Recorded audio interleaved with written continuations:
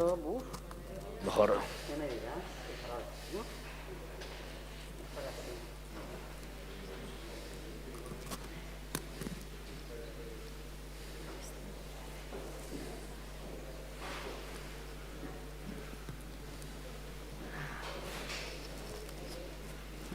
Sí.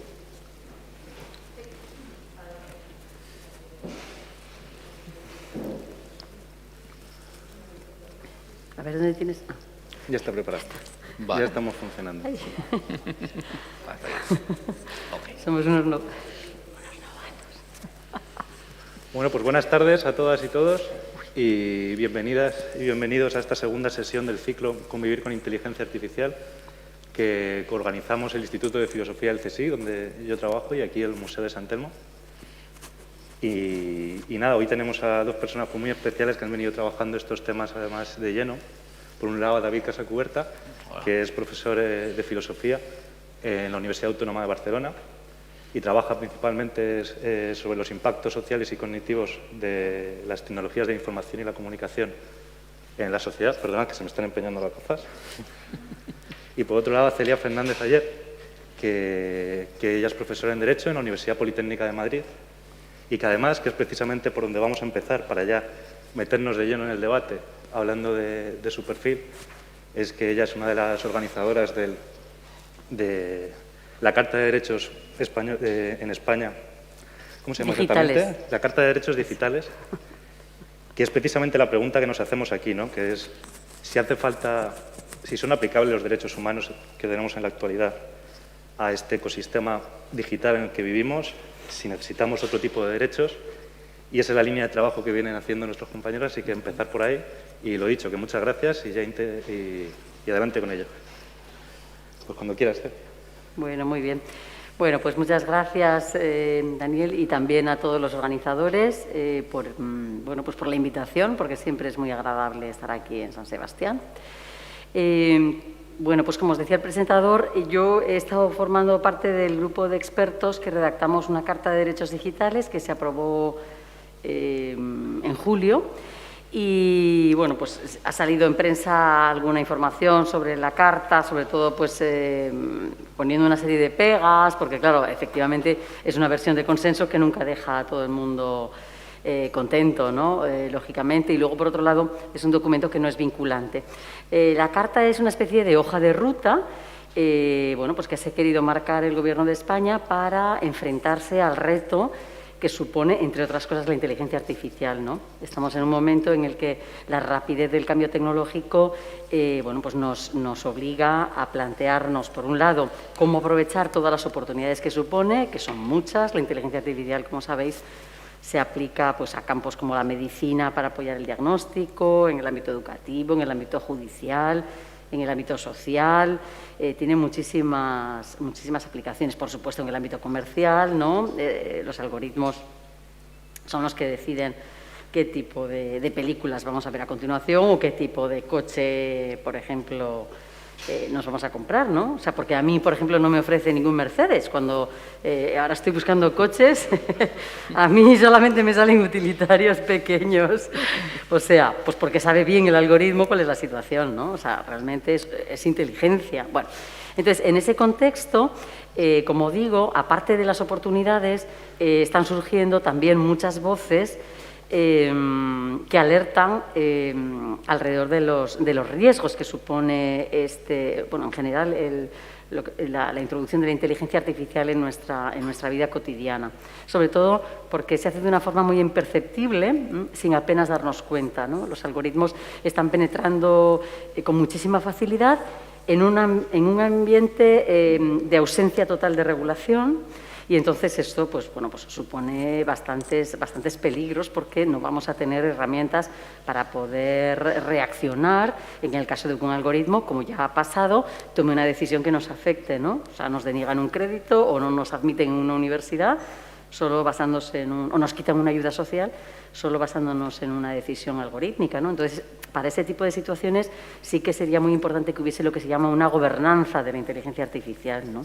O sea, ahora mismo el poder de la inteligencia artificial lo tienen en Occidente básicamente las grandes empresas, que son las que deciden por dónde se investiga y a qué se dedica el esfuerzo, ¿no?, económico que se está invirtiendo, que es muchísimo en la inteligencia artificial. Y en el ámbito, por ejemplo, en China, que es la otra potencia, bueno, la gran potencia tecnológica, pues la decisión es estatal, ¿no? Y todas las empresas están un poco subordinadas a las decisiones que tomen. Entonces, claro, no parece lo más sensato, ¿no?, que en un asunto tan importante como es la inteligencia artificial, con tantísimo impacto en los derechos, no haya un marco de gobernanza. Eso es un primer motivo de preocupación. Hay algunas otras preocupaciones que ya comentaremos después, ¿no?, en torno a los sesgos, por ejemplo, ¿no? Las decisiones afectan mucho al principio de igualdad porque en muchas ocasiones están sesgadas y, bueno, pues se toman decisiones que realmente discriminan clarísimamente a un colectivo, ¿no? El algoritmo de Amazon, por ejemplo, no contrataba más que a hombres blancos, no contrataba a mujeres, no contrataba a negros, negras, solo hombres y blancos, ¿no? Bueno. Luego está el tema de la privacidad, que también es importante, y luego es un tema también pendiente, que no lo hemos abordado en la Carta de Derechos Digitales, dicho sea de paso, porque es más de derecho civil, es el tema de la responsabilidad. O sea, ¿quién responde por las consecuencias de lo que hacen los algoritmos? O sea, ¿qué pasa si un vehículo autónomo que incorpora muchísima inteligencia artificial me atropella por la calle? ¿Quién responde? O sea, que realmente, ¿no? O si un robot de cuidados, de asistencia, tiene un desliz y aconseja mal al anciano al que está cuidando y resulta que el anciano, pues, atenta contra su vida. Bueno, pues ahí hay un reto jurídico importantísimo también, ¿no? Se está hablando de si atribuirles a los robots personalidad jurídica. Entonces, claro, hay muchos... La Unión Europea lo ha insinuado ya. Estudies este tema. Estudies este tema porque algo hay que hacer. Claro, algo hay que hacer, pues incluso que el robot tuviese asignado un patrimonio, de forma que si se determina que es responsable, con ese patrimonio pueda responder. Oye, ni tan mal, ¿eh? Porque lo contrario es quedarse sin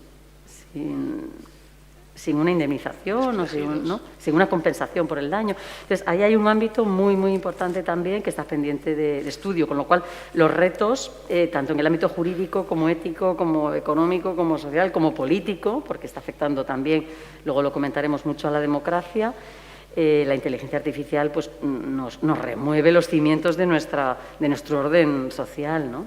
Entonces, ese era un poco el motivo de sacar la Carta de Derechos.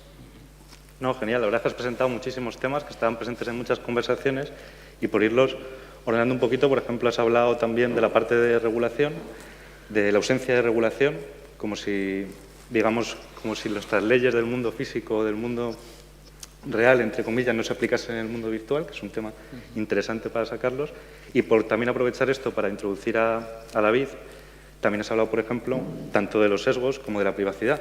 Y es porque nos pasa muchas veces que yo creo que la gente se sorprende de que hablemos, que siempre que acabamos teniendo una conversación sobre inteligencia artificial, una parte muy grande de la conversación esté centrada en los datos.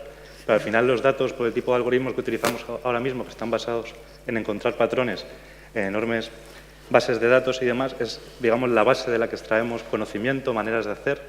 Entonces, precisamente recuerdo que me contabas que hace tiempo proponías un derecho a la criptografía, que era como un metaderecho, entre comillas, para poder ejercer esos derechos. Entonces, no sé si podrías empezar a contarnos un poquito de ese tema. Sin problemas. Digamos, mi posición es que los derechos finalmente son los mismos, son el derecho, pues eso, a nuestra intimidad, nuestro derecho a la integridad física, nuestro derecho a una información veraz, etcétera. Lo que sucede es que las tecnologías digitales transforman la forma en que nos relacionamos, la forma en que nos comunicamos, etcétera, y entonces necesitamos como eso, pues metaderechos que garanticen esos derechos básicos, ¿no? Son derechos que antes no tenían sentido, pero ahora sí. Y un caso muy claro es la privacidad, ¿no?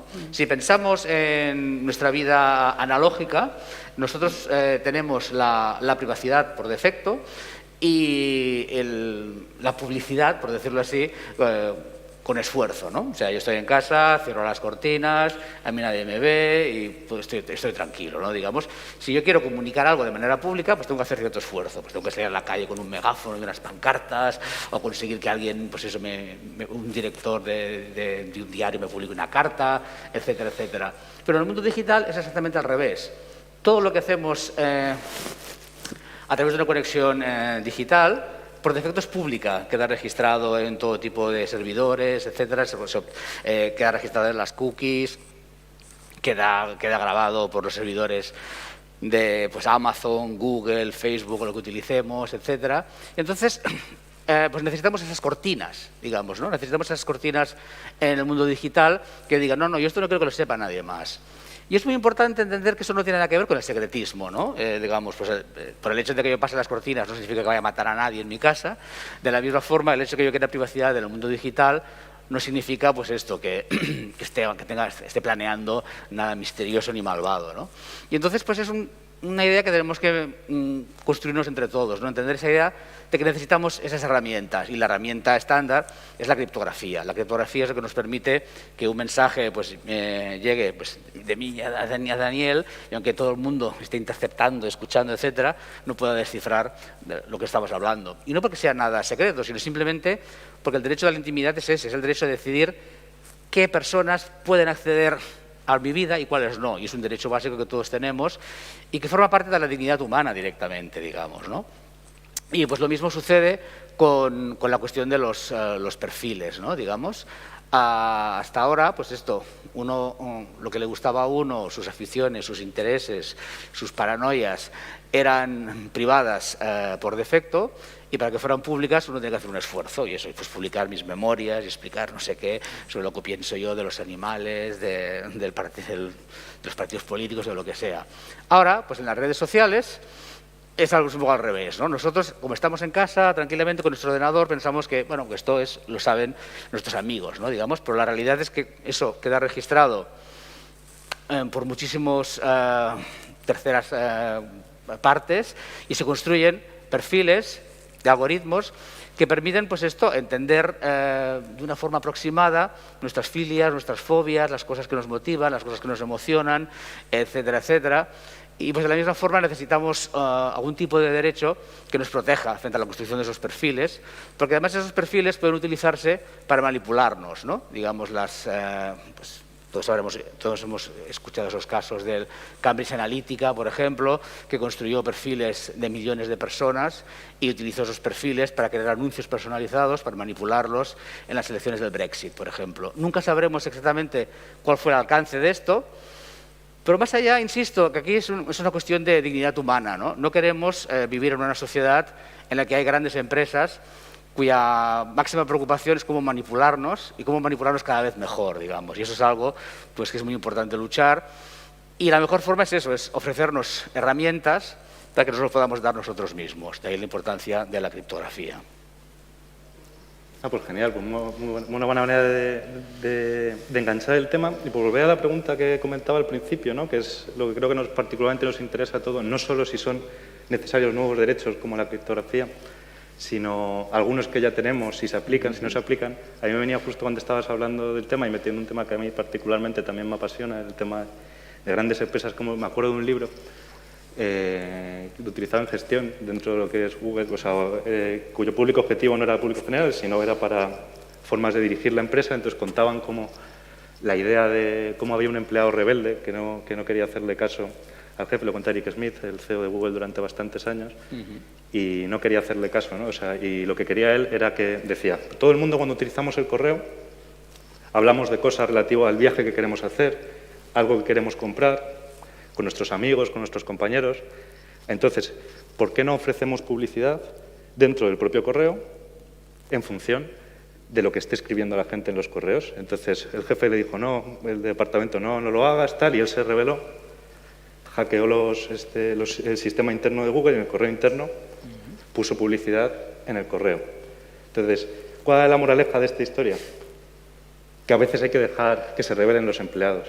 Yo cuando leía eso pues me sorprendía, ¿no? Porque probablemente, volviendo a derechos humanos, y que se ha metido el tema de criptografía o la privacidad, pues siempre se ha considerado como parte de ese derecho digamos, a que, no me acuerdo exactamente cuáles las palabras, pero que no haya una injerencia arbitraria en nuestra correspondencia privada. Exacto. Es como algo que hemos tenido asumido, pero volviendo al tema, parece que hemos perdido. ¿Por qué ha pasado eso? ¿Por qué creéis que no hemos tenido capacidad de interpretarlo de esa forma? O sea, legalmente no nos vale ese derecho, necesitamos uno nuevo. No sé, o sea, ¿qué es lo que, por ejemplo, por volver al tema de la Carta de Derechos, además de todos los temas que has metido, qué es lo que os impulsó a hacerlo? ¿Qué creéis que es necesario para seguir en esa línea? No sé, por abrir ya un poquito el tema y ir al tema de los derechos específicamente.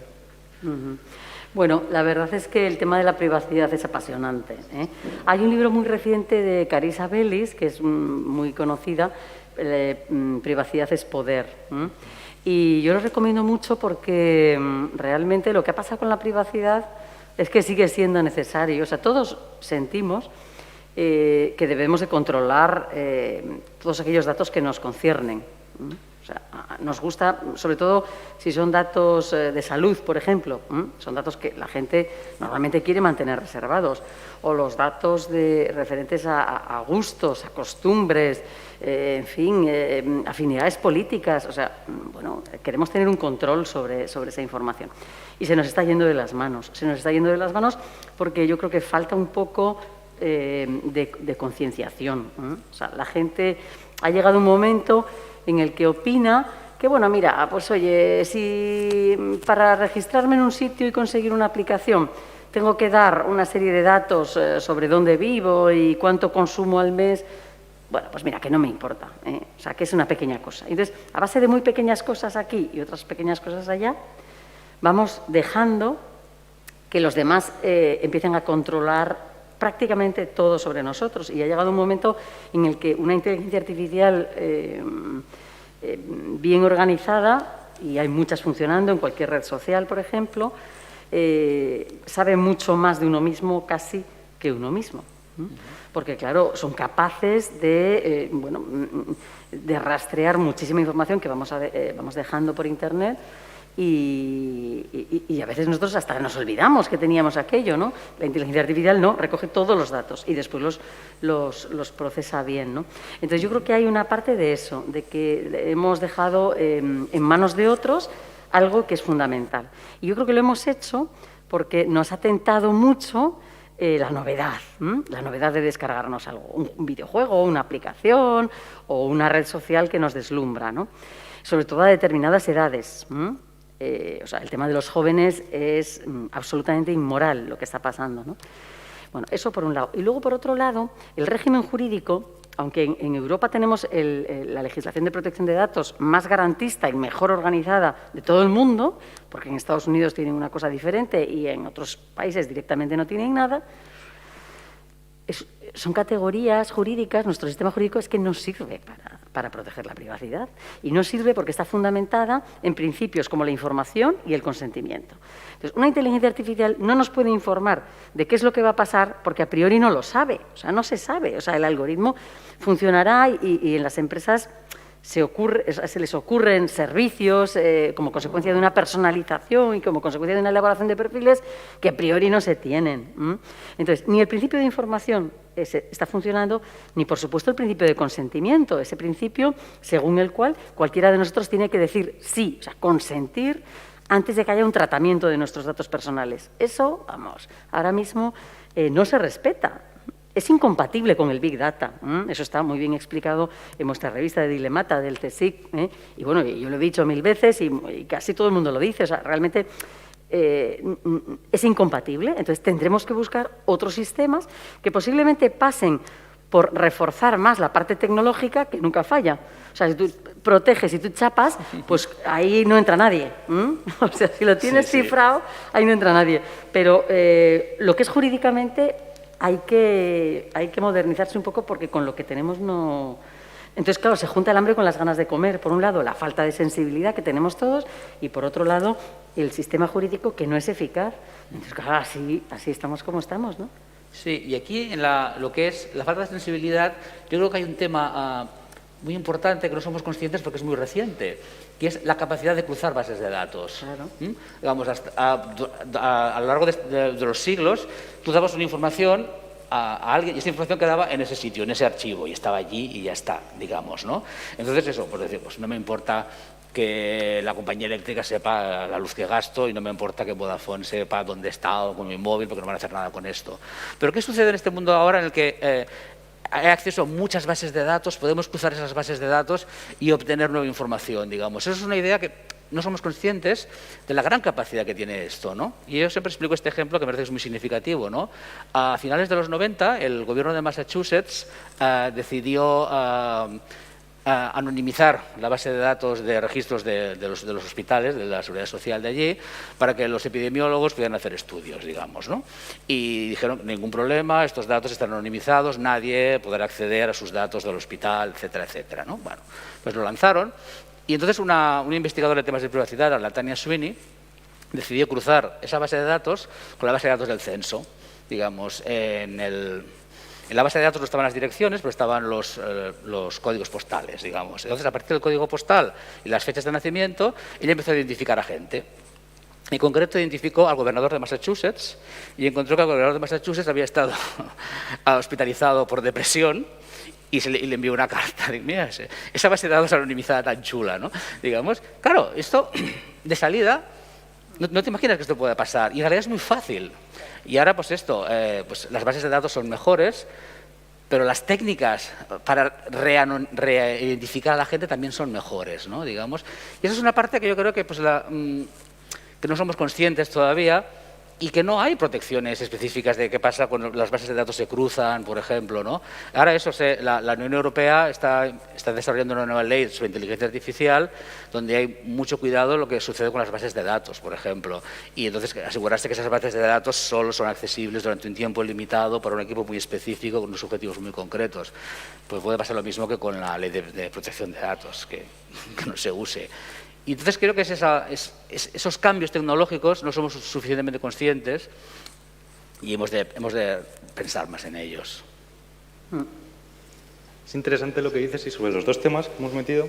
Estaba pensando en, por ejemplo, yo quiero utilizar una aplicación y, por ejemplo, hace poco no he podido utilizar el móvil y de verdad desconectas con el mundo, me explico. Al final, muchas redes de contactos que tenemos las utilizamos a partir de WhatsApp, por ejemplo, el grupo del trabajo, el grupo de los colegas de un sitio, y si desconectamos de esos espacios a veces perdemos el contacto con la gente. Entonces es difícil como explicar oye, desinstálate WhatsApp, cuando incluso lo utilizamos en nuestro día a día en el trabajo. Quitártelo significa pues separarte de esos núcleos de trabajo.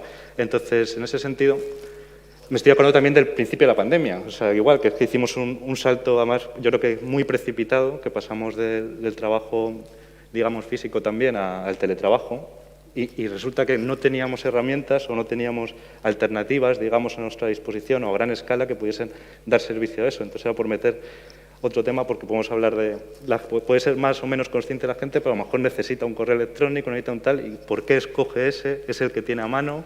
¿Qué se puede hacer?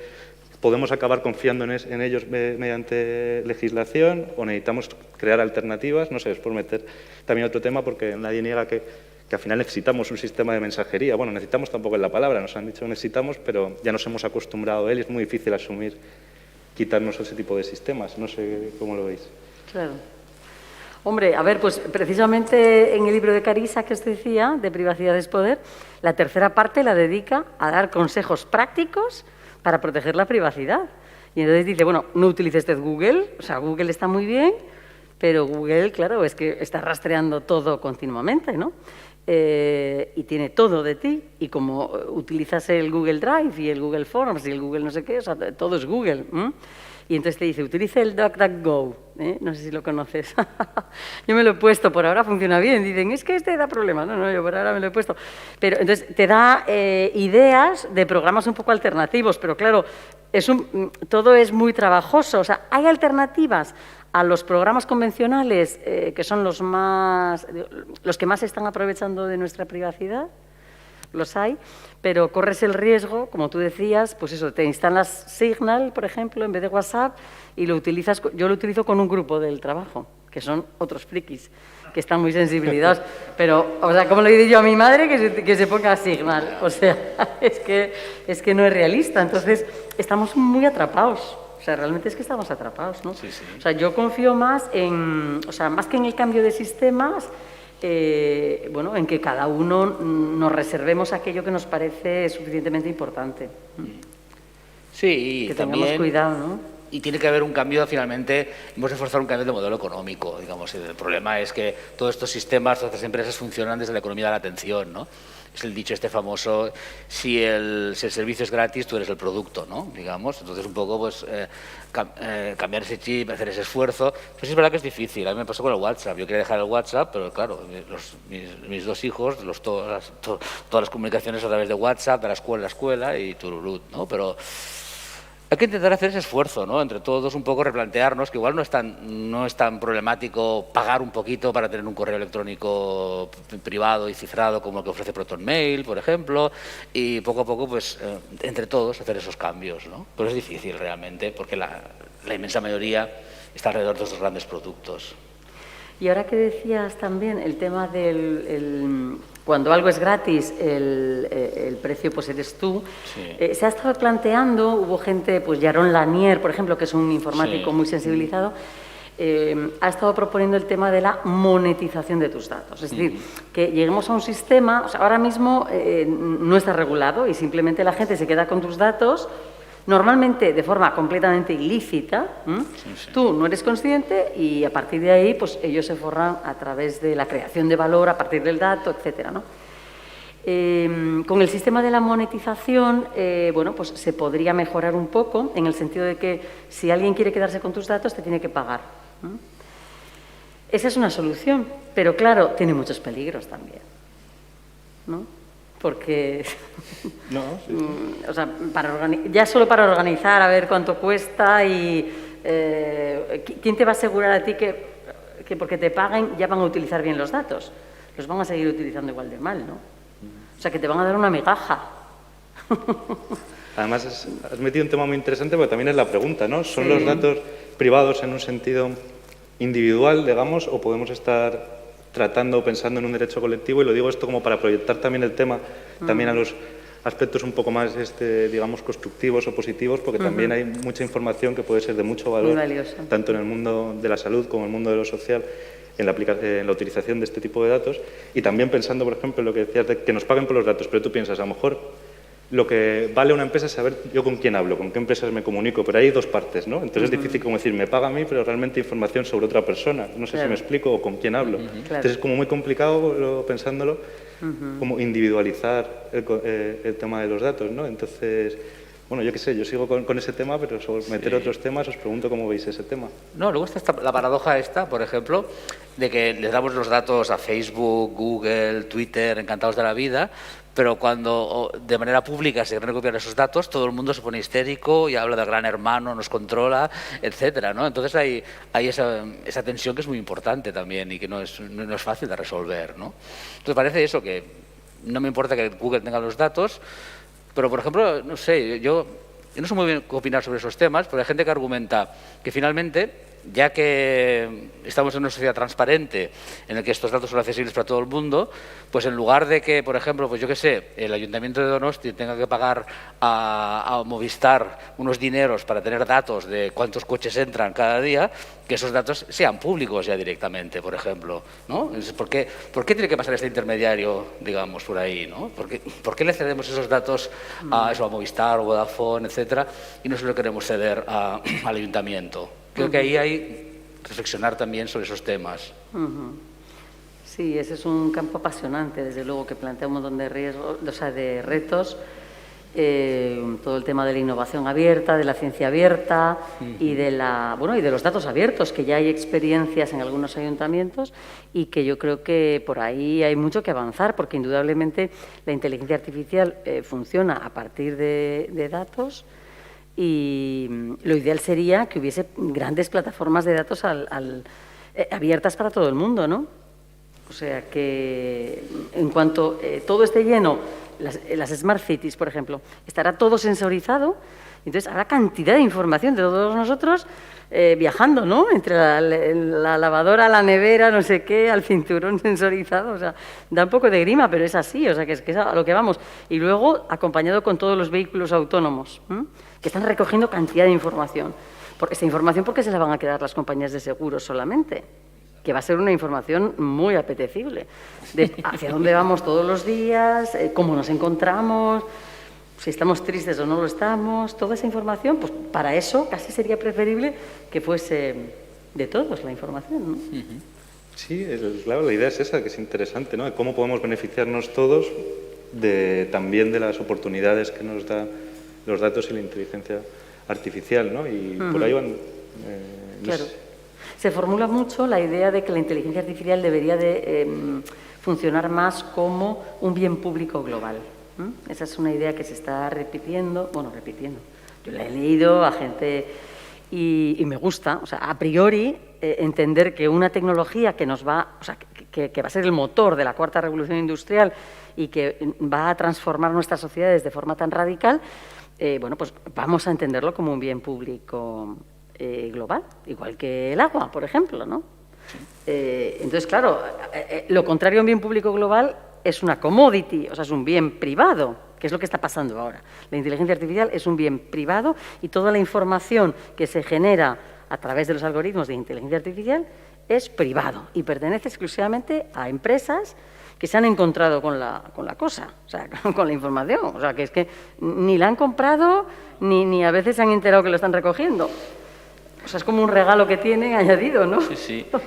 Y al ser privada no podemos controlar, por ejemplo, los posibles sesgos, que creo que es el otro tema central, ¿no? Digamos, porque aunque de salida, pues los algoritmos son matemáticas y por lo tanto son objetivos, etcétera, si tú le das una base de datos que está sesgada, pues tendrás un resultado sesgado también, evidentemente, ¿no? Y aquí está, por ejemplo, estos algoritmos que detectan melanomas, ¿no? Tú los entrenas con una serie de fotografías de pieles con manchas, unos son melanomas, otros no, entonces aprenden.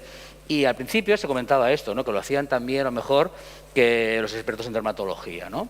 Luego se observó que estos algoritmos utilizaban una base de datos de fotografías donde la inmensa mayoría de las pieles eran blancas, digamos, caucásicas, y había una representación muy baja de pieles de otros colores, ¿no? Por ejemplo, de pieles más oscuras, por ejemplo, y entonces, pues claro, predecía muy bien si algo era un melanoma o no en una persona de piel blanca, pero una persona de piel más oscura pues cometía errores, ¿no?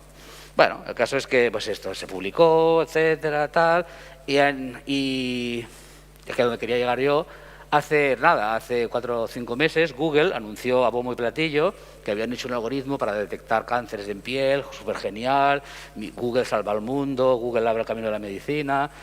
Miraron la base de datos y era la misma base de datos que hace 10 años se había visto que estaba sesgada, digamos, ¿no? Y esto, pues eso, porque Google tuvo el detalle de explicar que estaba usando la base de datos. Si se hubiera guardado totalmente el secreto, ni lo sabríamos. Y tendríamos una aplicación que discriminaría de manera sistemática a las personas no blancas, digamos. Y, pues esto, la mayoría de bases de datos que hay son así, digamos, son de hombres blancos, básicamente, porque también hay cantidad de bases de datos que discriminan a las mujeres, etcétera. No sé si quieres abundar en el tema, que es muy potente.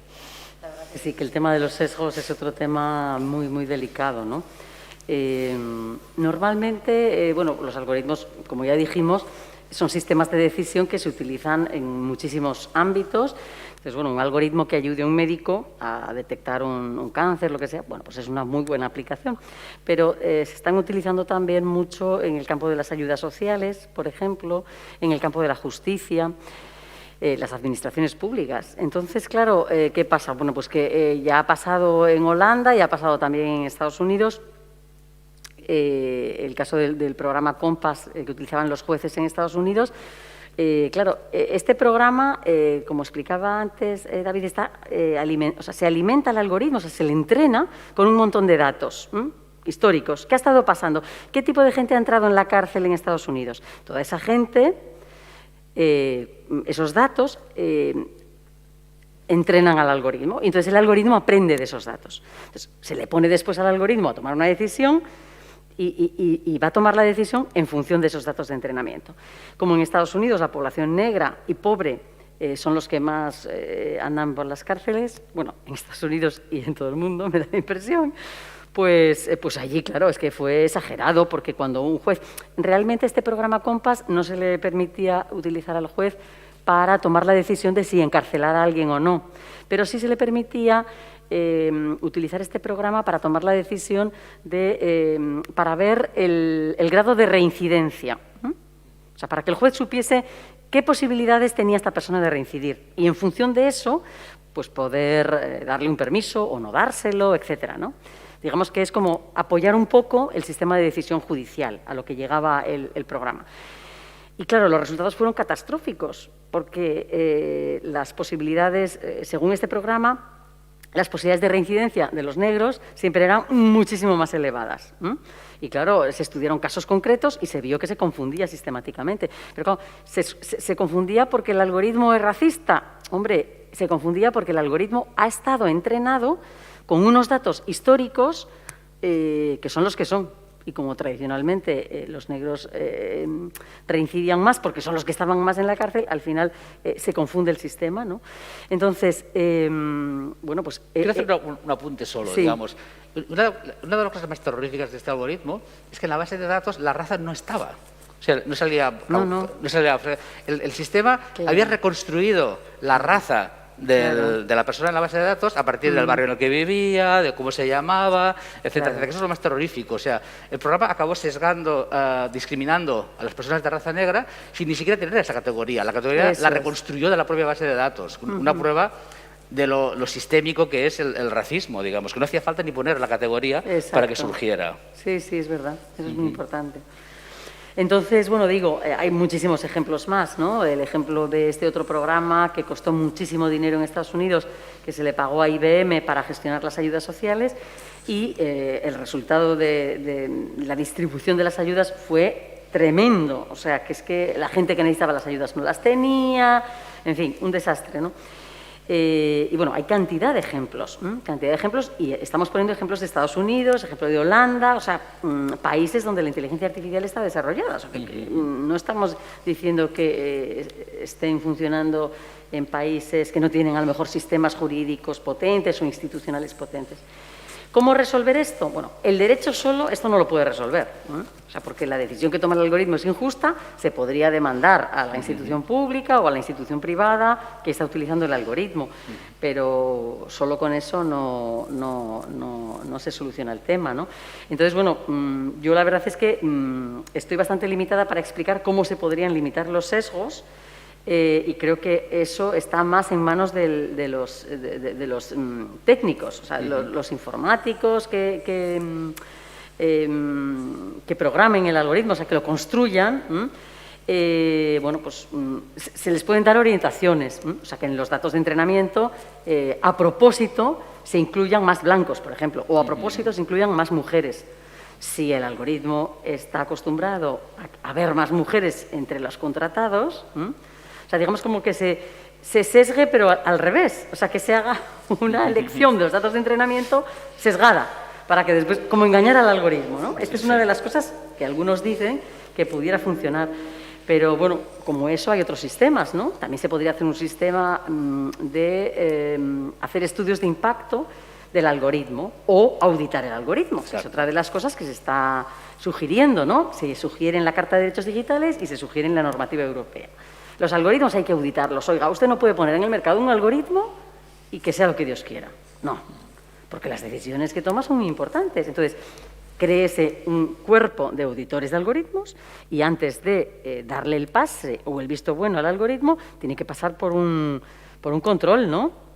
Este punto que dices es muy interesante, porque además estaba pensando que, por una parte, también deciros que la semana que viene tenemos otra sesión en la que hablaremos, entre otras cosas, específicamente también de sesgos.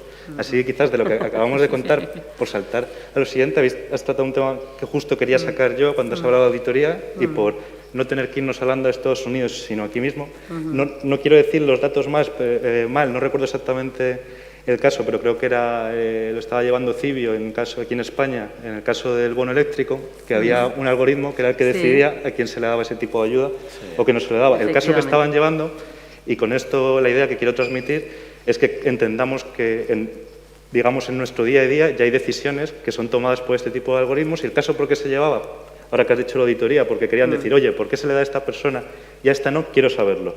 Pues resulta que aquí no podíamos saber, aunque sea una decisión de la Administración, por qué se había tomado, porque el algoritmo tenía propiedad intelectual, un algoritmo privado, entonces es que no hay posibilidad legal, bueno, no sé cómo acabó, estoy hablando de hace 2 años, o sea, no sé si vosotros conocéis con más detalle el caso, pero que vamos, que es ley interesante porque tiene que ver también con la explicabilidad, claro. que ya no es que sea solamente un problema, digamos, jurídico problemático, porque en términos de propiedad intelectual no podemos decir, oye, ¿por qué has decidido esto? No te lo puedo decir porque no puedes ver mi algoritmo, ¿no? Porque es mío. Sino también de que a lo mejor es difícilmente explicable, en el sentido es que, aunque quisiera explicarte por qué, no lo tengo claro, ¿no? Entonces, con este ejemplo quería meter a ver qué opináis de este tema. Sí. Fíjate, el caso de Compass, por ejemplo, es lo mismo. O sea, Compass está protegido por propiedad intelectual. El algoritmo para decidir si una persona queda bajo fianza o bajo prisión preventiva. Entonces fue una revista de investigación propública que hizo la investigación en plan ingeniería reversa. O sea, tuvieron acceso a los programas, miraron las fichas y vieron... Claro, los desarrolladores de Compass a día de hoy siguen diciendo que su algoritmo no es racista, que su algoritmo contiene una serie de salvaguardas de paridad, etcétera, y que su algoritmo no es racista, que con mucho será racista el Estados Unidos, pero que su algoritmo es FETEN, ¿no? Digamos. Entonces, de ahí liga con esto que comentábamos de la necesidad de que sea público, ¿no? Y luego está el otro tema que comentas, que claro, es que incluso aunque te digan, vale, toma, el algoritmo, míratelo, ¿no? Y claro, ahí tú lo que tienes son unas redes neuronales súper complejas que distribuyen pesos de conexiones, etcétera, y es muy difícil saber qué está haciendo el algoritmo. Y esto liga con otro punto que ahora está trabajando la Unión Europea, que es muy importante, que está exigiendo que algoritmos, sobre todo cuando tomen decisiones que impactan en el bienestar de las personas, que generen explicaciones. Que en lugar de darte un número y te diga, pues eso, reincidencia 80% o reincidencia 20%, te diga qué criterios ha utilizado, digamos, ¿no? Y esto pues sería un cambio muy central y yo espero que esta ley finalmente quede aprobada y todo esto conectado con la auditoría de algoritmos. Pero yo creo que este concepto es clave, digamos, el de la explicabilidad, ¿no? Porque finalmente, imaginaos que es un juez que dijera la probabilidad de que usted sea el asesino es el 90%, por lo tanto lo condeno. ¿Y por qué? Porque lo dice la máquina, ¿no? Es una cosa terrible, pero es lo que está pasando ahora, con un crédito. Ahora pedimos un crédito, es el algoritmo que dice, uy, este tío no... Probabilidad de que devuelva el crédito 15%, pues no te lo dan y te dice, no, de la central me han dicho que no y ya está. Claro. Sí, es clave el derecho de explicabilidad. Aparece en la Carta de Derechos Digitales también y esperad que está presente en la nueva normativa europea. Lo que pasa es que también tiene problemas técnicos la explicabilidad, porque por lo visto los algoritmos, para explicar la causalidad, o sea, la causa por la que toman una decisión, eso, como es tan compleja la red neuronal que está debajo, no se puede saber, ¿eh? O sea, actúan más por correlación. Como en todos estos datos de entrenamiento pasaba esto, yo me he sacado unos patrones y deduzco esto, pero no te puedo decir por qué he tomado la decisión. O sea, esto a mí me pone los pelos de punta. O sea, vamos a someternos a la decisión de un algoritmo que atiende a criterios de correlación, pero no de causalidad. Entonces, hombre, eso dificulta mucho la explicabilidad, ¿no? Sí. Hombre, la explicabilidad sí que se podría entender en el sentido de, por lo menos, que te digan los criterios que han tomado, ¿no? En el caso de la ley Riders, por ejemplo, aquí en España, bueno, pues se ha consagrado el derecho a que los trabajadores conozcan los criterios que se están manejando en los algoritmos que deciden sobre el control de su trabajo. O sea, cómo se les reparten las distintas entregas, las penalizaciones que van a tener, etcétera, etcétera. Bueno, pues las empresas están obligadas a darles esos criterios a los trabajadores. Eso sería una especie de derecho a la explicabilidad del algoritmo, ¿no? Aunque nunca va a enterarse el trabajador en concreto cuando se le tome una decisión, ¿por qué? Lo que sí sabrá es una serie de criterios que vaya a tener la empresa, en virtud de los cuales, bueno, pues a uno le trata de una manera y a otro de otra, ¿no? Yo creo que es un avance que se haya consagrado algo así en la ley, ¿no? Sí, porque el tema de la correlación, claro, eso es muy importante y que es un tema que siempre me gusta comentar. Cuando leemos en prensa sobre la inteligencia artificial, las máquinas que reconocen caras, las máquinas que juegan al ajedrez mejor que una persona, esas máquinas no hacen nada de eso. Esas máquinas miran píxeles, por ejemplo, y lo que buscan son regularidades, ¿no? Entonces, pongo un ejemplo para que esto sea manifiesto, la correlación, ¿no? Era un algoritmo también para detectar melanomas, ¿no? Y este algoritmo era espléndido, ¿no? Detectaba melanomas súper bien, etcétera y tal.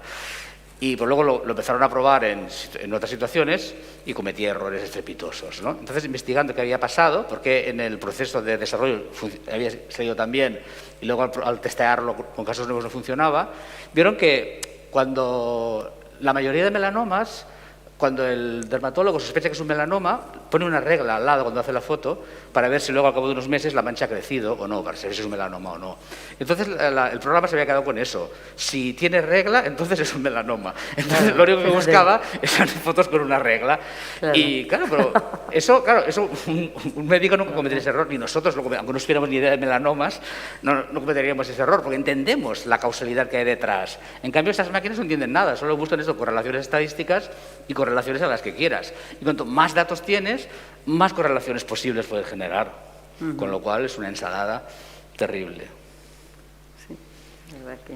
Sí, ¿no? Por los comentarios que hace también parece que nos ponemos un poco en el lado de desconfianza, pero también no me suelo poner yo desde ese lado, de hecho suelo estar más con vosotros, pero bueno, para eso es papel de moderador, ¿no? También podríamos decir que es cierto que ese tipo de decisiones también han existido sesgos siempre a quién se decide si se contrata una persona o no. O sea, digamos, no es algo nuevo, sino que los humanos también tenemos sesgos y si lo sacan de un lado.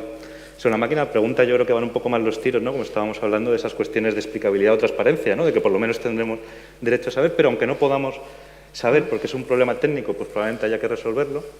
Y no solo eso, sino que por lo que comentabas antes, de que puedo encontrar una máquina, digamos, un patrón y puede tener un error dentro, pues al final yo creo que los tiros irán porque haya una colaboración estrecha o, digamos, una buena colaboración en la que siempre haya un humano revisando los resultados de las máquinas y viceversa, ¿no? O sea, quizás es un poco más de colaboración que no sé si se esté resolviendo, pero se está en proceso de ello, bueno, y que estaba bien decirlo, ¿no?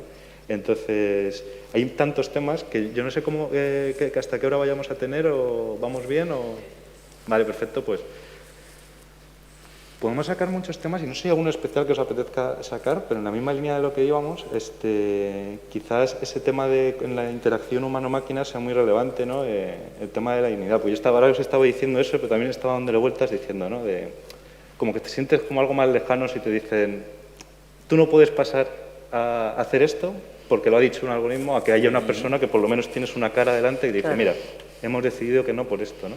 Claro. Entonces, no sé qué podéis decir de este tema en lo que es la interacción con máquinas y demás.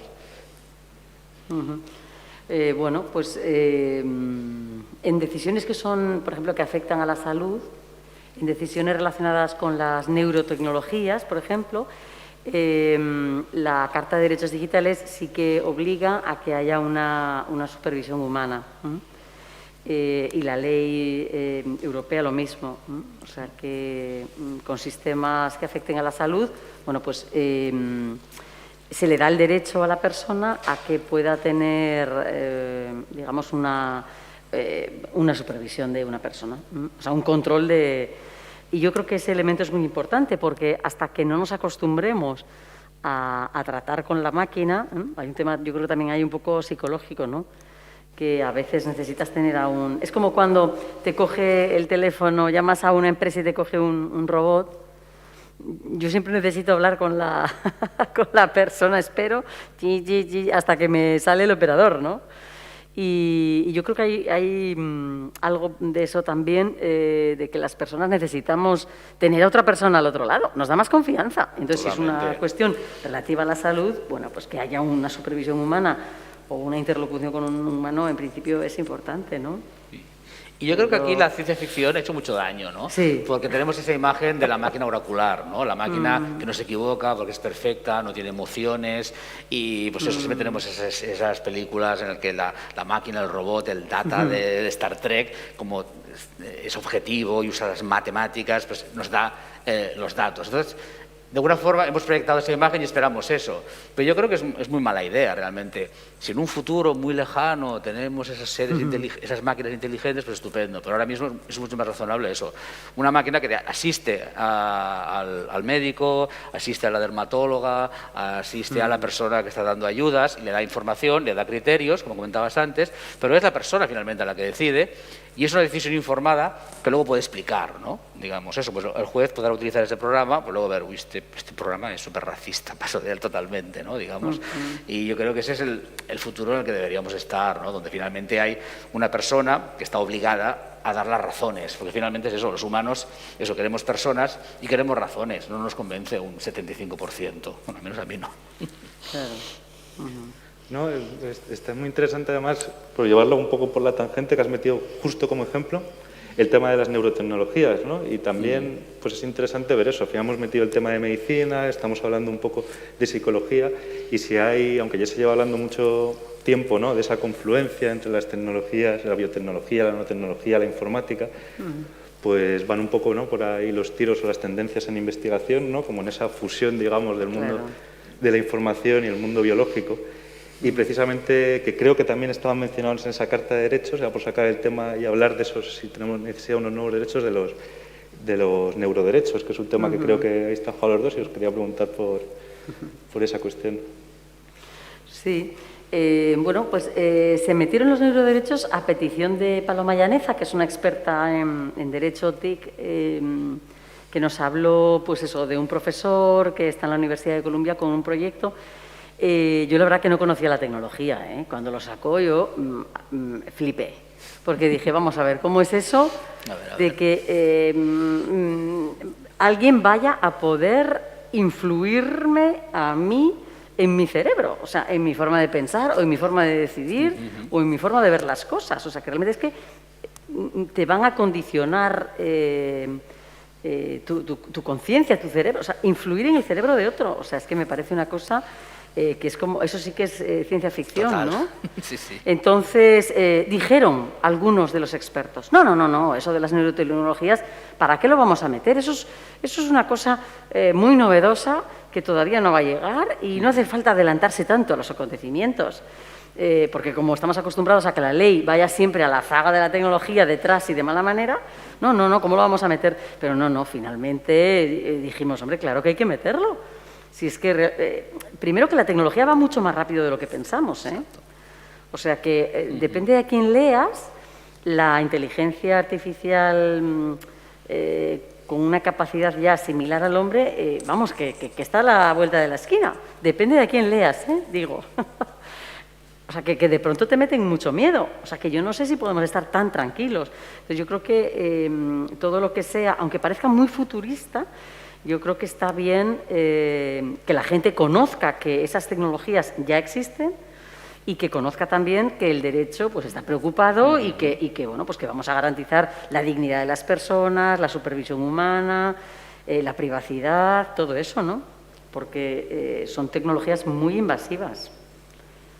Entonces... Sí, que vale la pena pararlas, desarrollar un marco legal donde eso tenga sentido mientras se están avanzando y tal.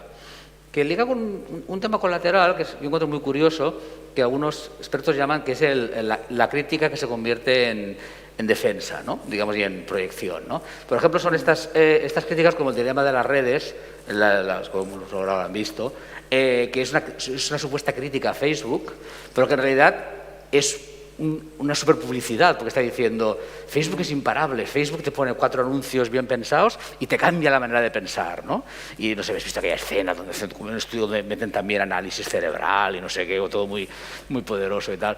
Pero la realidad es que afortunadamente el imperio Zuckerberg es muy incompetente a la hora de producir esos cambios y esas modificaciones de comportamiento, de conducta, etcétera, etcétera. Pero le interesan este tipo de declaraciones y programas porque finalmente lo que quiere vender Zuckerberg son anuncios personalizados. Entonces, si hay alguien que le hace esa publicidad, pues él le ha encantado de la vida. O sea, entonces parece que lo están criticando, pues todo lo contrario. En realidad le están haciendo la mejor publicidad, porque además, como viene de un crítico, es todavía más creíble, ¿no? Entonces, pues eso, el Zuckerberg vende anuncios como rosquillas, aprovechando esa publicidad, ¿no?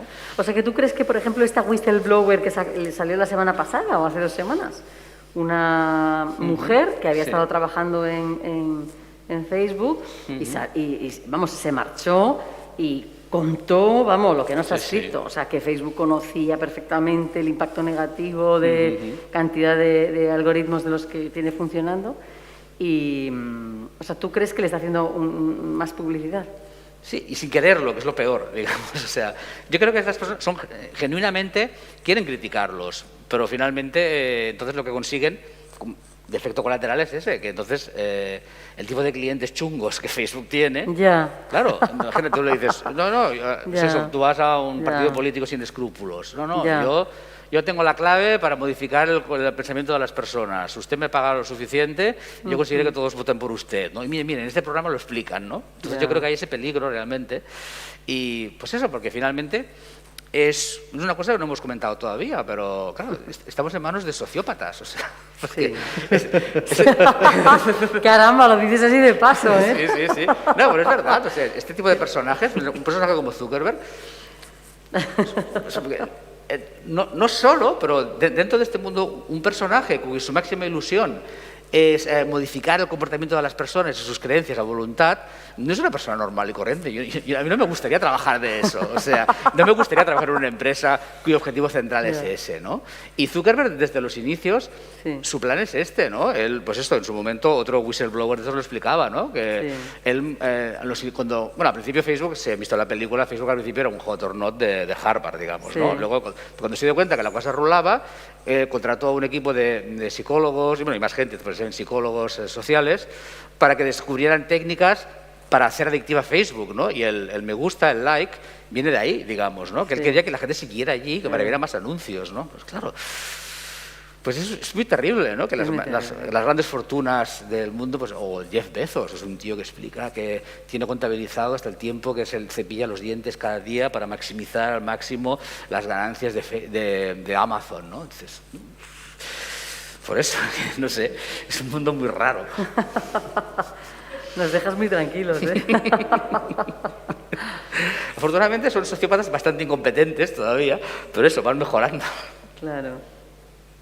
No, es cierto, el comentario ese que haces es cierto también de que se sobredimensiona también mucho. O sea, es una cuestión que además yo creo que deberíamos de hacernos, ¿no? También los que estamos aquí en la mesa, los que hablamos de este tipo de temas, que a veces no es que exageremos, el tema es que se nos ha vendido el mito que había de Internet, el mito liberador y utópico de Silicon Valley, pues no se ha cumplido, es una cosa que tenemos que aceptar, que reconocer. Tampoco hay que escandalizarse en el sentido, sí que escandalizarse, hay muchas razones para escandalizarse, pero no sé si esos discursos están siendo, digamos, funcionales, o sea, porque realmente alguien, bueno, ya sabes, las paradojas típicas de que a todo el mundo le puedes contar, uy, se asusta, ¿no? Pero pasan un par de horas y al final entras en el día a día, en la vida normal y estamos en el mismo punto, ¿no? Pero sí que es muy interesante lo que has dicho, ¿no? De que a veces se sobredimensionan también las capacidades que tienen de modificar conductualmente. Al final somos mucho más complejos y a partir de una interacción en un mensaje con los dedos no se conoce lo suficiente sobre lo que somos como lo que podría ser, ¿no? Y eso es interesante sobre todo para el siguiente paso, ¿no? Porque sí que es muy importante, como has dicho antes, parecen temas de ciencia ficción empezar a hablar de neuroderechos, pero quizás hay que adelantarse porque ¿dónde está la inversión ahora dentro de este tipo de compañías? En las interfaces cerebro-ordenador, que es como el siguiente paso, en el que ya no solamente es la información que tú puedas interactuar con una pantalla, sino que las aplicaciones que tendremos dentro de poco serán, oye, ponte el casco este y métete en nuestro metaverso, creo que es el de Facebook, el que hablábamos de él, y interactúa ahí, y hay otro tipo de información ya en juego, ¿no? O sea, y Elon Musk está desarrollando un enlace neuronal con dispositivos electrónicos y todo. O sea, que sí, otro sociópata que dice que es socialista. Pues sí. Muy bien, pues no sé si queráis dejarnos un comentario así, que vamos llegando a las 8 final sobre algún tema. Ah, sí, por eso, un comentario final y luego pasar a las preguntas. Pero Jorge, sí, primero las preguntas, sí. Entonces no sé si alguien tengáis alguna pregunta y será o comentario, o puntualización, vamos. Sí. Claro. De provecho. Fenómeno. Yo como el Zuckerberg bebo agua. ¿Os acordáis de aquel vídeo? También, perfecto.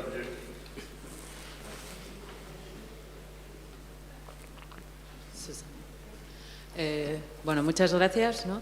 Yo sí tengo una pregunta, una curiosidad. Hablamos de que hace falta gobernanza, que no hay. Yo la verdad es que soy del ámbito de la tecnología y pues hasta ahora la verdad es que no me he acercado mucho al derecho, a estas cosas, ¿no? Y entonces la curiosidad que me surge es, o la pregunta que me surge es, hablamos de la Carta de Derechos Digitales que se ha publicado en julio. y bueno, había visto algo, pero realmente eso, ¿qué nos garantiza o a qué obliga? O qué, ¿no? Porque eso es una carta de derechos digitales, pero no es una ley. Entonces, ¿qué, no? Mi curiosidad va un poco en ese sentido, ¿no? ¿Qué garantiza o qué...? Sí, ¿qué ventaja tiene? A ver, es una carta no vinculante, es una declaración de principios, es, digamos, una hoja de ruta.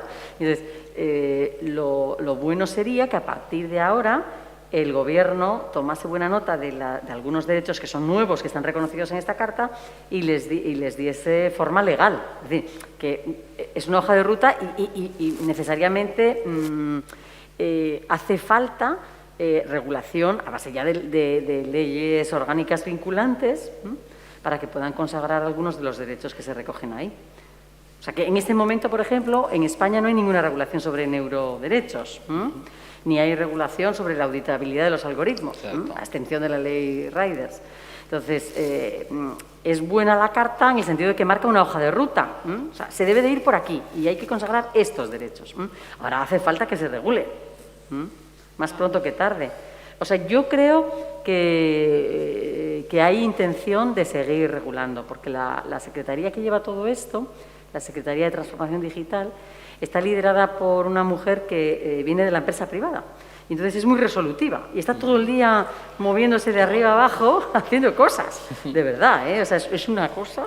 Carmen Artigas, por ejemplo, se ha propuesto voluntaria en la Unión Europea para que empresas españolas hagan un poco como de conejillo de indias y testen todas las propuestas de la regulación europea. Como la regulación europea es lenta, ella dijo, no, aquí en España vamos a hacer un observatorio de impacto social de los algoritmos y que las empresas españolas, las que quieran, y hay un grupo, puedan empezar a utilizar esta auditabilidad de los algoritmos para que después, cuando ya la ley sea efectiva, nosotros tengamos aquí información de cómo debería de hacerse, etcétera, ¿no? Entonces yo tengo confianza en que sí que haya una apuesta y que se saquen las leyes que se tienen que sacar. Ya veremos, ¿eh? A ver. Espero que sí, porque que si no, no vale para nada, claro. Claro, es que... También estoy contigo, ¿eh? O sea, el esfuerzo no va a valer para nada como no haya una regulación a partir de ahora. Vale, pues era desde mi desconocimiento. Y bueno, quería aprovechar para hacer un comentario también, que en un momento habéis hablado sobre la explicabilidad de los algoritmos y que, bueno, es verdad que es un tema que últimamente se está trabajando, ¿no? Siempre ha habido algunos algoritmos que aportaban explicación y sí que es cierto que por mucho que saquemos una explicabilidad, que es verdad que los algoritmos toman decisiones en base a correlaciones y no causalidades, pero sí, yo sí que creo que aunque tengamos la información simplemente de esas correlaciones que son las más importantes, las que han sido más importantes para el algoritmo, para tomar la decisión, pues nos dará una pista de si realmente lo está haciendo en base a la regla, como decía David, o lo está haciendo en base al tumor, ¿no? O sea, quiere decir que o en base al barrio al que vivía la persona procesada, digamos, ¿no? Entonces, bueno, pues que aunque sea verdad que los algoritmos no usan causalidad, porque eso lo usamos nosotros más, ¿no? Es otra forma de razonar, bueno, pues sí que sería algo de apoyo y entiendo yo que pistas suficientes, ¿no?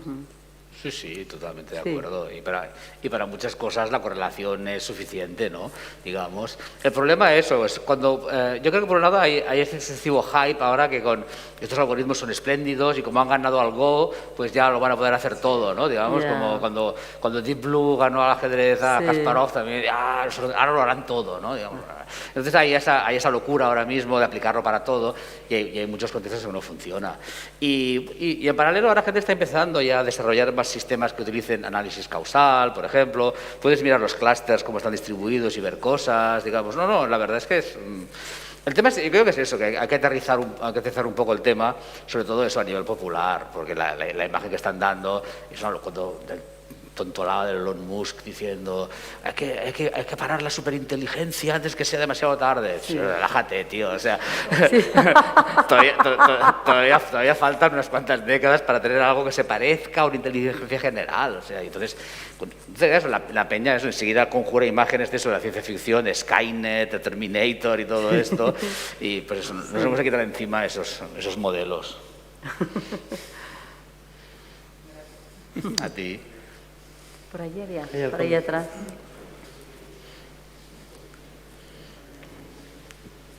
Hola, buenas tardes.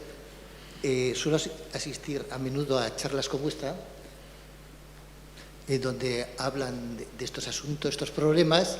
Las cosas van a peor, pero parece que nos fustigamos un ratito solo, salimos satisfechos de decir, qué bien hemos hecho, hemos hablado de los males de esto, pero los males no solamente no se estabilizan, sino que van creciendo. Entonces, me parece que la visión casi, me han parecido ustedes, aunque querían parecer apocalípticos, me han parecido incluso suaves, dulces y muy amables. Creo que la realidad que está a la vuelta de la esquina, ya no voy a hablar la de hoy, la de la vuelta de la esquina será bastante peor.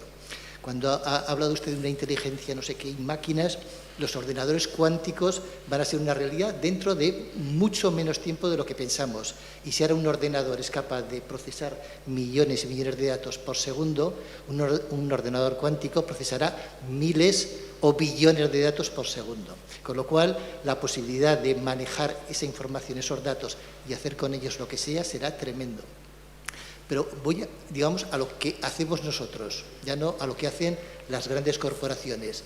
Nosotros tenemos una cosa que se llama teléfono, ¿no? El teléfono hace años servía pues para una serie de funciones muy específicas, pero ahora el teléfono nos sirve para el trabajo, por ejemplo, nos sirve para el ocio, nos sirve para prácticas onanistas, es decir, es la satisfacción personal de que leemos algo, buscamos algo, escribimos algo e inmediatamente alguien nos contesta lo que esperamos oír, ¿no? En el autobús, por ejemplo, o en el metro se ve a la gente a veces como si le inyectaran, yo que sé, un chute perfecto de azúcar o de heroína o de cocaína, porque la satisfacción que manifiestan en un instante delante de la pantalla es, vamos, impagable, ¿eh? Es como el niño que el día de Reyes abre el paquete y es el juguete exactamente que quería. Ahí lo tenemos, ¿no? Tanto adultos como... Y por esa satisfacción y por esa facilidad hemos vendido, o los que han querido han vendido su alma al diablo hace mucho tiempo, y además que no tienen ningún interés en recuperarla. Porque a fin de cuentas eso, por lo visto, facilita mucho la vida. Yo debo ser una persona bastante rara porque no tengo teléfono móvil. Cansado de perderlos o de que me los robaran, he dejado de tener teléfonos móviles. Si necesito un teléfono, se lo pido a alguien y me deja llamar. No manejo redes sociales, mi familia a veces está medio enfadada porque dicen no te podemos contactar nada más que por teléfono y hablando, como si fuera aquello una rareza. Digo, pues sí, si queréis hablar conmigo, me llamáis por teléfono. Yo no pertenezco a ninguna red, mi familia tiene su propia red y se conectan y se comunican todas las tonterías del mundo. Si yo me reúno en un sitio y hay que hacer las fotos en el teléfono, yo siempre hago las fotos, porque no tengo ningún interés en verme luego en cualquier página, en cualquier sitio. Absolutamente. Esto es muy complicado, pero lo que yo, de alguna forma, reprocharía a ustedes expertos es el poco esfuerzo que hacen para decir que nosotros tenemos una gran capacidad. Me parece muy bien que digan que la ley de protección de datos europea es la mejor del mundo, pero esa ley que entró en vigor en el año 2015 es muy descafeinada. El borrador que había en el año 2013 era bastante mejor, garantizaba más los derechos de las personas a su privacidad, pero ¿qué pasó? Llegaron los grandes lobbies y dijeron, no, vamos a suavizar esta ley. Pelearon 2 años, porque la ley tenía que haber salido en el 2014 o final del 2013, y se prolongó hasta, creo que en mayo del 2015, cuando salió. Y ahí está, es decir, pero no hacemos nada, es decir, yo para venir aquí me han grabado las cámaras, me están grabando ahora mismo, me ha grabado la entrada. Yo no tengo ningún interés en que sepan que he venido a San Telmo a escuchar una charla y, sin embargo, debo soportarlo, ¿no? O debo soportar que alguien haga una foto y yo salga en la foto. Hace 20 años, 30, 40 años, yo quedaba en la foto del álbum de la familia relegado allí ¿no? Cuando pegaban sus fotos del verano, igual aparecía ahí detrás. Ahora puede aparecer en cualquier sitio. Es decir, realmente hay mucho trabajo, pero está ya totalmente perdido. Es decir, yo navego por internet, por DuckDuckGo, pero bueno, me da igual. Por lo visto, instalé un bloqueador de publicidad, no sé cómo, que ahora soy incapaz de desinstalarlo y cantidad de páginas me dice, como usted tiene instalado un bloqueador de publicidad, no le podemos dar acceso a esto. Digo, pues muy bien, no me importa. Yeah. A veces descubro que a determinada hora esa página no detecta mi bloqueador y me permite acceder, pero bueno, ese tipo de cosas. Pero creo que es mucho trabajo, mucho esfuerzo al que no estamos dispuestos en principio a hacerlo, pero habría que hacerlo. Es decir, la privacidad es lo único que nos queda, la poca. Y claro, cuando hablaban de esa agencia que debiera revisar a las empresas que desarrollan algoritmos, yo estaba pensando en aquel comité técnico que Pedro Sánchez y el doctor Simón dijeron que cuando en la pandemia había un comité técnico que era el que analizaba todo y tomaba decisiones. Meses después descubrimos que ese comité técnico no existía, con lo cual es casi una parodia, ¿no? Aparte de una burla hacia nosotros. Es decir, ese tipo de cosas sí que me parece es como perder el tiempo. Es decir, no, va a haber un comité de expertos que nunca sabremos quiénes son, que dirán tú sí, tú no. Y mientras tanto, las cámaras nos graban, mientras tanto, las cámaras están trabajando en el reconocimiento facial, y nada de nada. Yo creo que habría que hacer, y ustedes son los responsables en gran medida, de no concienciarnos y no decir, el poder en gran parte lo tenéis vosotros, utilizarlo en la medida de lo posible. Yo sé que no puedo evitar que me graben, no sé que cuando manejo internet, pues algo queda. Sé que mis correos seguramente los lee alguien, nunca mando cosas de gran valor. Y cuando hablan también de quién hace los algoritmos, yo pensaba, por ejemplo, hoy en día, en los famosos, vamos a decir, terroristas árabes que de repente reciben a través de un dron una bomba que los pulveriza. ¿Quién lanza esa bomba? Pues generalmente es casi un adolescente que está en Estados Unidos, que ha sido reclutado en una feria de videojuegos y que su trabajo delante de la Coca-Cola y de la hamburguesa es disparar una bomba con un dron a un desgraciado, o no, o un terrorista, o una persona que está en Afganistán, en Pakistán, o que sea. Ya no es un militar, sino que es simplemente un adolescente al que contratan poco tiempo para que haga ese trabajo y que él, cuando ve las imágenes, porque las ve, ¿creen ustedes que reconoce que es una persona la que está detrás y que muere? ¿Lo creen? ¿Creen que quien hace un algoritmo piensa en que somos personas? ¿De verdad? ¿O creen que Zuckerberg nos ve como personas o nos ve como etiquetas o como productos? Yo es que por eso decía que me parecía que completamente de acuerdo, completamente de acuerdo, muy dulces y muy amables, porque en realidad, ¿qué somos nosotros? Absolutamente nada. Y es más, incluso nosotros mismos no decimos, soy yo, estoy aquí, ni siquiera no, aceptamos absolutamente todo. Ya digo, se puede vivir sin redes sociales, yo no tengo ninguna. El síndrome FOMO, lo conocen ustedes, es el síndrome de perderse algo interesante, se ha instalado en absolutamente toda la sociedad, pues estamos permanentemente conectados. Pero el síndrome FOMO es un invento de 5 años, tiene ese síndrome, o 6 o 7, no tiene más. La idea de que nos estamos perdiendo algo. Yo creo que estamos perdiendo vivir. Pero bueno. Gracias por la reflexión. Muchas gracias por la Yo quisiera que fueran ustedes mucho más combativos, mucho más crueles. Porque claro, en el fondo... ya está usted. No. Lo hemos entendido, sí. No sé si hay alguien más que quiera comentar algo más. Hola, sí, yo. Un poco más breve. Muy esclarecedora. Yo también soy público de este tipo de tecnologías, pero mi ámbito es más del derecho. Y creo que se olvida... el derecho, la ley va por un lado y la justicia por otro. Justicia para mí es un término ético-moral y la ley va por otro. Entonces, como bien dice este señor, a mí, yo me acuerdo que oí en una conferencia a un señor americano que dijo, nadie somos importantes hasta que lo somos. Y cuando lo somos, y lo tienes en los políticos. El señor Iglesias, cuando no era nadie de Podemos, no era nadie, entró en política, ahora interesa, y empezaron a sacar todo, ¿no? Entonces, ¿dónde está la barrera entre lo ético y lo jurídico. Creo que lo que no se está tomando en cuenta es eso, en el sentido de que habláis de algoritmo como una intelequia, como algo tiene vida propia. No, ese algoritmo está hecho porque le han contratado para hacerlo a alguien. Y estamos hablando de que es el poderoso el que lo ha esto. Entonces, yo estoy totalmente de acuerdo en que son todos unos sociópatas, pero es que el poder es sociópata, per se. Al poder no le importa nada si somos personas, si somos blancos, negros.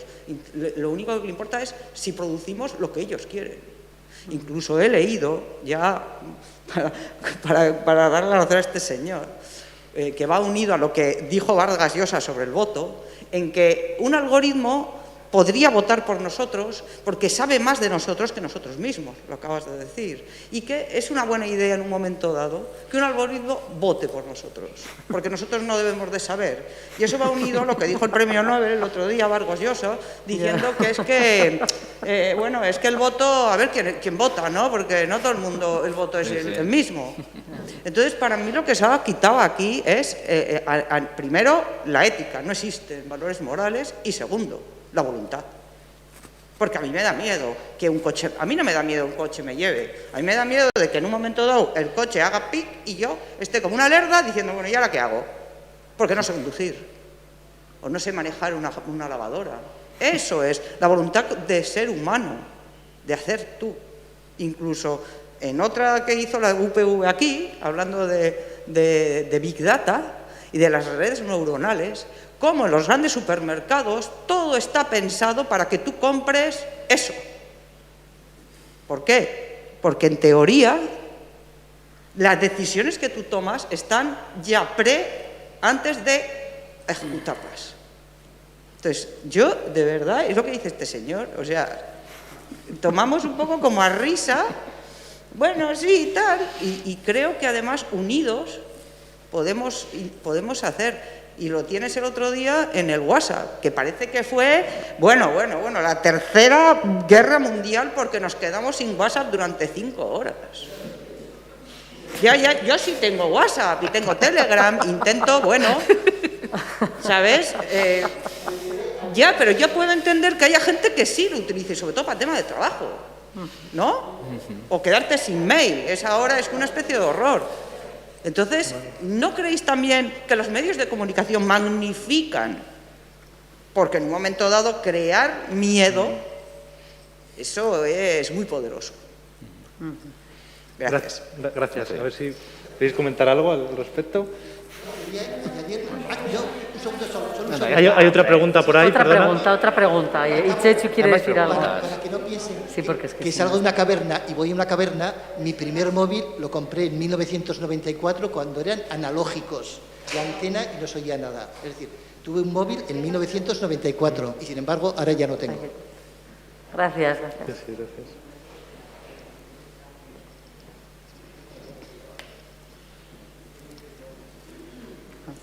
Perdón, yo simplemente quería saber el autor y el nombre del libro sobre privacidad que nos han recomendado. Ah, sí. Se llama Carissa, con 2 S, Veliz, con V.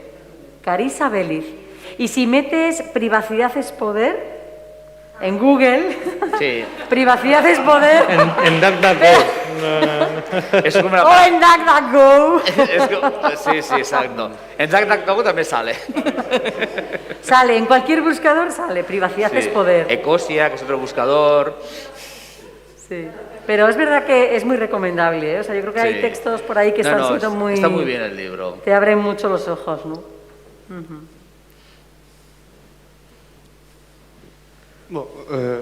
Una pregunta así cortita.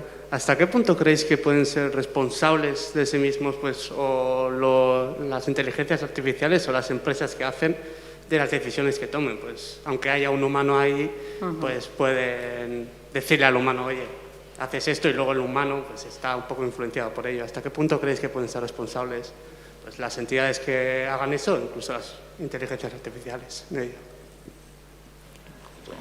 Sí, o sea, ese es el gran problema que comentaba yo antes, ¿no? Hay que determinar quién es responsable.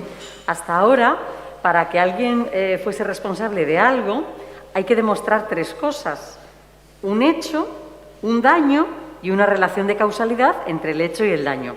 Yo voy por la calle con mi coche, atropello a alguien, pues hombre, hay un daño, el hecho es que yo iba conduciendo y hay una relación de causalidad entre ambas, con lo cual yo tengo que indemnizar al atropellado. Claro, en el caso de las inteligencias artificiales habría que ver... Por favor. Sí.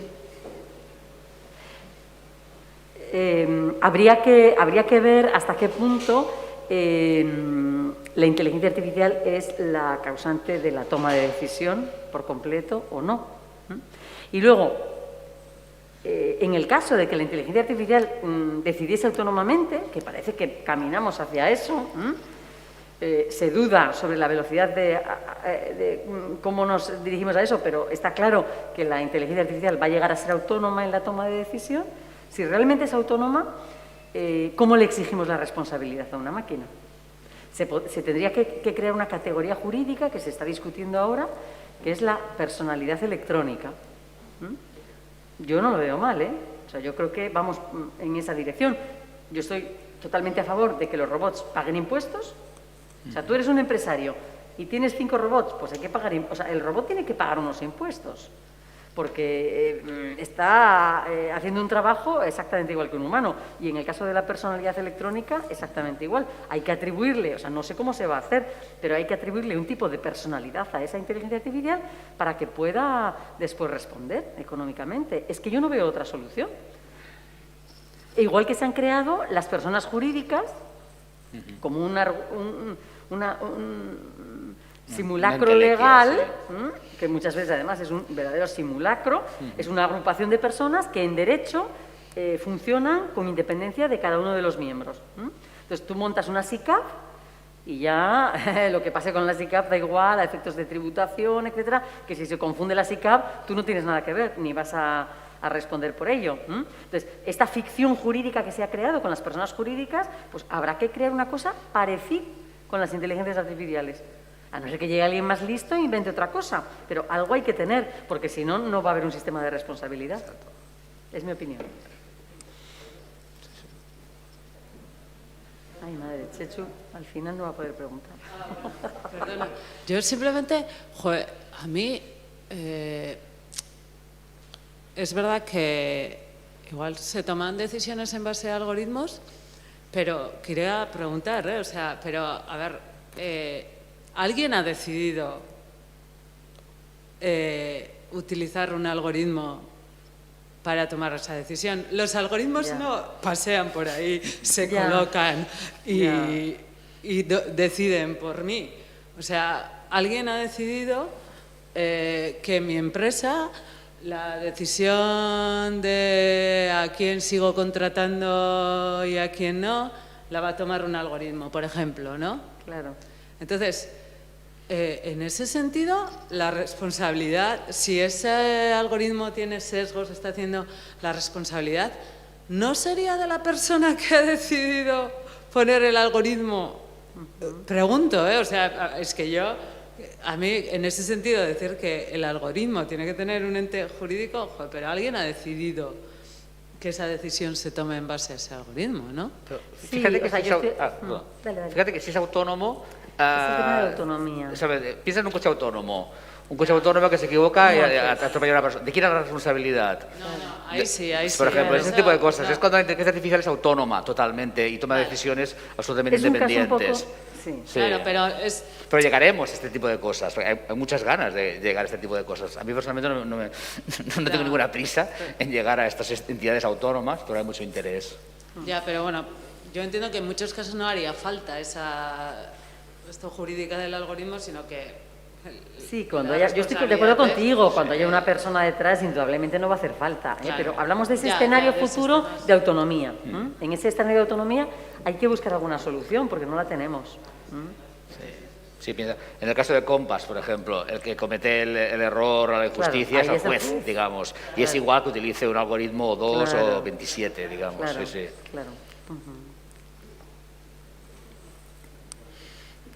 Yo tendría muchas preguntas, pero claro, me quedo con lo último, el asunto de la responsabilidad. Claro, el problema no es llegar a la autonomía o ahora que es el agente humano el único responsable, es todo el abanico intermedio en el cual hay muchas personas y muchos objetos interconectados, y ahí entonces la atribución de responsabilidad es mucho más complicada, y en ese caso el reconocer personalidad, una personalidad a las inteligencias artificiales es un asunto bastante complejo, ¿no? Porque normalmente no es una decisión pura tomada por un agente completamente autónomo artificial o por un agente humano completamente autónomo. Y ahí está realmente el problema, cómo distribuimos la responsabilidad. Y eso es, desde el punto de vista jurídico, muy, muy complejo, ¿no? Y sobre este asunto de la responsabilidad también quería preguntar, porque estamos hablando mucho, y habéis comentado al principio también, y se ha comentado aquí, hilando un poco todas las intervenciones, ¿no? De, pues lo que podemos hacer, si nos quitamos el móvil, yo creo que eso es cargar demasiada responsabilidad sobre el individuo. El problema es, yo os quería preguntar, ¿cuál es la responsabilidad, por ejemplo, de los estados y de los gobiernos en la medida en que están promoviendo una determinada relación, por ejemplo, administrativa con ellos mismos, que te obligan a tener una determinada cuenta de correo electrónico de un determinado proveedor que es privado? Eso es inaudito. O que obligatoriamente tengas que rellenar los papeles que tienes que hacer para relacionarte con la administración en un determinado programa. O sea, me parece muy bien desarrollar cartas de derechos digitales, creo que marcan una orientación que debe de alguna manera informar la legislación futura, pero claro, hay cosas realmente sencillas que no se pueden cargar. O sea, claro, yo puedo decir, no, yo voy a utilizar ProtonMail, otro tipo de correo, pero resulta que para los servicios de mi universidad tengo que utilizar el de Google. ¿Cómo se come eso? Entonces, ahí hay muchas medidas que son de carácter intermedio y realmente que son sencillas de aplicar, que no hacen recaer el peso sobre el individuo, porque creo que a veces se nos dice que prácticamente hay que ser héroes para llevar una especie de vida digital ética, ¿no? Y creo que en ese sentido las administraciones públicas tienen una enorme responsabilidad que no cumplen. Y quizás entre la Carta de Derechos Digitales y hacer recaer el peso sobre cada uno de nosotros y de nosotras, hay muchas medidas que se podrían hacer y que esa Secretaría de Estado tan activa podría ser muy activa en esos términos. Y las universidades, y las administraciones públicas, y la Diputación de Guipúzcoa, etcétera, etcétera, etcétera. Sí. Y el Museo Santelmo también.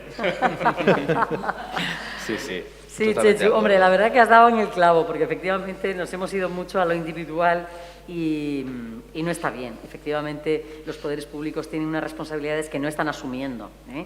Tienen ya en las leyes, en la Ley de Administración Electrónica, por ejemplo, está el principio obligatorio para la Administración de optar por el software abierto, y aquí todas las universidades estamos pagando licencias a Microsoft. Entonces, eso es inaudito. Eso es inaudito.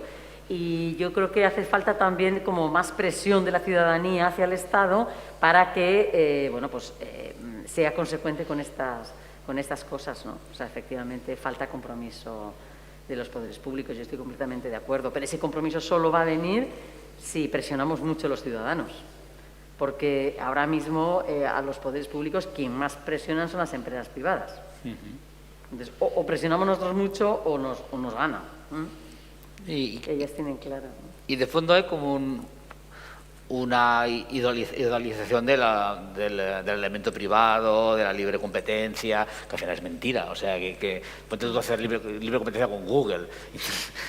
Intenta hacer un algoritmo de búsqueda mejor que Google. O sea, en el proceso te compran, digamos, que es lo que hacen siempre. O sea, ¿no? Pero aparte de eso. Entonces yo creo que hay un momento que decir, pues no pasa nada por encargar a un equipo que desarrolle un programa de campus virtual para una universidad, o cuentas de correo, etcétera. Mi universidad es lo mismo. Mi universidad teníamos toda una serie de servicios propietarios y ahora todo está en Microsoft, digamos, ¿no? Y dices, sí, pues es eso.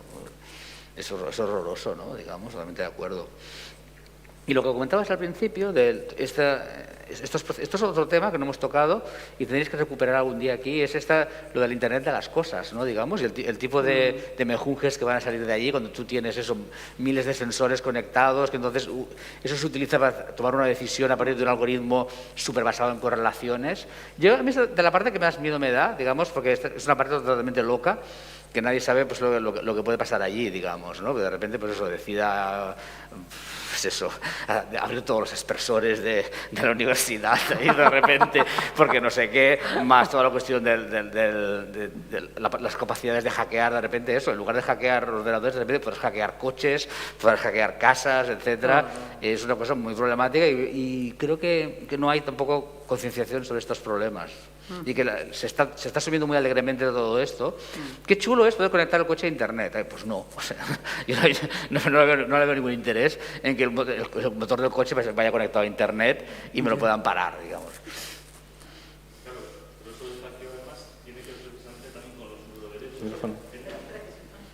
En la medida también, antes hablabais de los neuroderechos como algo también muy futurible, pero desde luego desde el momento en que hay tecnologías que ya conectan directamente el ordenador con el sistema nervioso, ya hay posibilidades de hackeo. Sí. Y por lo tanto no está de más adelantarse y intentar garantizar ese tipo de protecciones, porque al final los derechos son eso, son protecciones frente a nuestra vulnerabilidad y tenemos que asumir que estamos ahora inmersos en una vulnerabilidad tecnológica muy grande. Somos muy vulnerables a todos este tipo de intervenciones y artefactos. Nos pueden perjudicar en gran medida y en ese caso los derechos precisamente son esas protecciones que nosotros establecemos. Ahora se habla del brainjacking, ¿no? La posibilidad de hackear el cerebro. ¿Pero por qué? Porque ya tenemos implantes que de alguna manera se conectan a través de interfaces con ordenadores y puede haber ya una intervención. Suena ciencia ficción, pero no lo es, realmente no lo es. Claro. No, y luego esto, digamos, te has dicho, no solo es una gran vulnerabilidad, y es una vulnerabilidad desconocida. Aquello que decía el Rumsfeld de los unknowns, es que es eso, es que no sabemos. Hay otros problemas que sabes. Esto, por ejemplo, los coches autónomos, te puedes imaginar los problemas que pueden haber, ¿no? Accidentes, tal, etcétera. Pero hay cantidad de cosas que no sabemos. Por ejemplo, nadie se imaginaba este problema de sesgos cuando se hablaba de inteligencia artificial en los años 90, por ejemplo. A nadie se le ocurrió en su momento. Nos lo hemos encontrado a posteriori. Entonces, la cantidad de cosas que nos encontraremos a posteriori... Sí. No sé si hay alguna otra pregunta. Y si no, realmente... No, ¿verdad? No. Pues si no es buen punto para dejarlo aquí y realmente también nos iba, aparte de agradecer mucho la presencia, sí me gustaría que yo creo que hemos acabado con un punto muy importante, ¿no? La discusión entre la responsabilidad individual, digamos, el papel que puede tener el Estado en este tipo de cuestiones, porque al final yo creo que es una cuestión que no tenemos que olvidar, ¿no? Al final se están fundiendo como dos mundos y al final la red, Internet y demás, pues es una extensión del espacio público, pero operado y propiedad. De empresas, que no tiene que ser porque algo necesariamente malo, pero si no hay unas garantías de vivir en un espacio público, digamos, en el que nosotros tengamos voz, pues yo creo que es el punto. ¿Cómo lo hacemos?